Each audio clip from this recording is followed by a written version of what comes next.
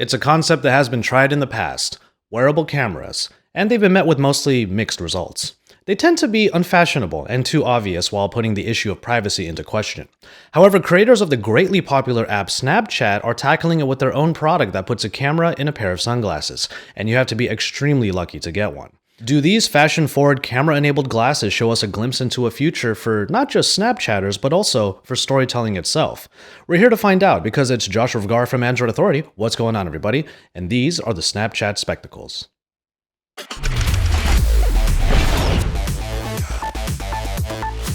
I'm not a crazy Snapchat user for general social media, but the same, sometimes silly aspects that play into social media are actually wonderful to use for messaging. Chatting with friends and family is easy, often fun, and Snapchat puts every tool at the user's disposal, whether it be through text, graphic, audio, or video. As far as sunglasses go, the spectacles are of decent quality, and they make it pretty clear that the $129 you would pay for them is more for the electronics than the fashion.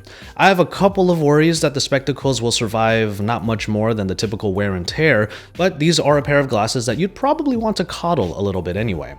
They fit a little snug on my head, not to the point of pinching, but it did take a little bit of time to get used to. So the price is justified by the bits and pieces in the two temples. On the left, when wearing the glasses, is a shutter button that starts the 10-second snaps, and there's a white LED indicator that shows battery life and alerts others to the fact that you are recording. Behind that temple are the connector pins for charging, which can be done either with the included cable or with a case that holds a battery big enough for 4 full charges.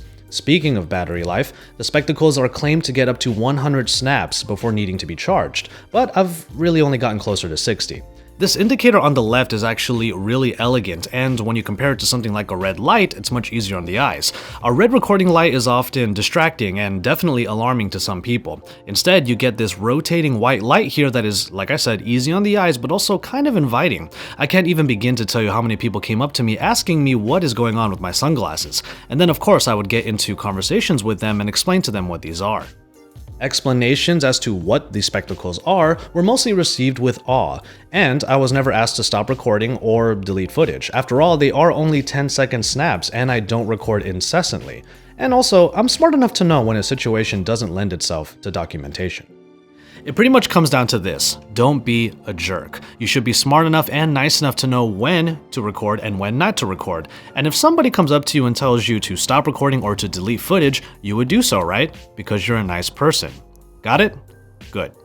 The videos are recorded at a pretty low resolution, just over 720p, but the camera is about as wide as a GoPro, and its location is really the crux of the experience. Sound is actually pretty good though, and anyone wearing them will have to be a little bit aware of that, and of what they're doing.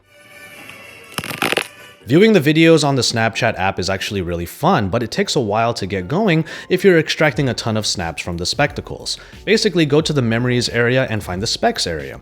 All recorded footage is grouped by day, and they are not posted anywhere until you tell the app to. Because the specs record circular video to accommodate its wide angle, the app can rotate to encompass certain portions of the frame. Think of it this way: a rectangle in a circle. The rectangle is your effective field of view, which you can then use to reveal the possibilities that are found within the circle. It's really quite slick. Actually, extracting the videos is a different story. I mentioned in my first impressions video that I wished full video could be taken from the app. What I meant was 16:9 video as played back in the Snapchat app, because the videos, when you extract them raw, are, well, like this. 800x800 resolution in a square, which is distracting when the rest of a vlog video, for example, is in widescreen. The main remedy for this has been to zoom and scale into the circle, which makes the low resolution much more obvious. But for this first iteration of the Snapchat spectacles, quality isn't necessarily the point. What matters is perspective, what you see, and what your friends and followers will see, if you let them. We've learned in this age of vlogging and sharing that sharing one's own experiences is in demand, and what Snap Inc. has done is provide a low barrier of entry into a unique way of doing just that. And it's still a little too easy to get addicted to. Just press the button and continue your experience without worry, because the wide-angle lens will capture it. Plenty of people that I've allowed to wear the spectacles have gone nuts and really hit that shutter for a lot of snaps. Users can also cater their stories and messages to context accordingly, cultivating the storyteller in each person. And you know what? That's why I enjoy, somewhat begrudgingly, wearing them, because there are no other products yet that do quite the same thing. I don't actually praise the spectacles themselves. They're a gaudy-looking, low-resolution recording, attention-seeking means to an end for a videographer and storyteller like myself. But to the storyteller in me, the Snapchat spectacles are the first kind of well-executed attempt at giving people the ability to share a unique perspective, literally their own. If there's one thing that the spectacles make clear to me, it's that I'm excited to see more products like this in the future.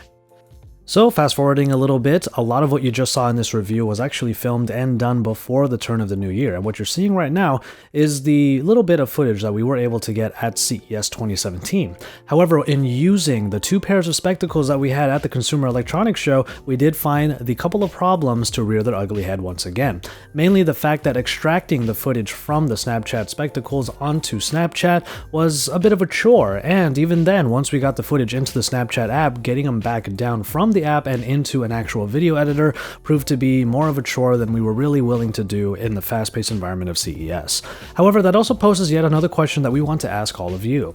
While the Snapchat spectacles fad was going really strong at the turn of the new year and everybody wanted a pair, even at CES, many of the hotels had snapbots that appeared each day of the conference, we wonder if the fad has already passed or if the Snapchat spectacles will continue to be a must-have item in 2017. We want to know what you think about these glasses and how you feel about Snapchat's move into the wearable space. So let us know in the comments below, as you can stay tuned to Android Authority for even more regarding the Snapchat spectacles and even more beyond the world of Android at our other properties that include VR Source, Tab Times, Sound Guys, and Charged.io. And then once you're done with all of that, head on over to AndroidAuthority.com for even more, because we are your source for all things Android.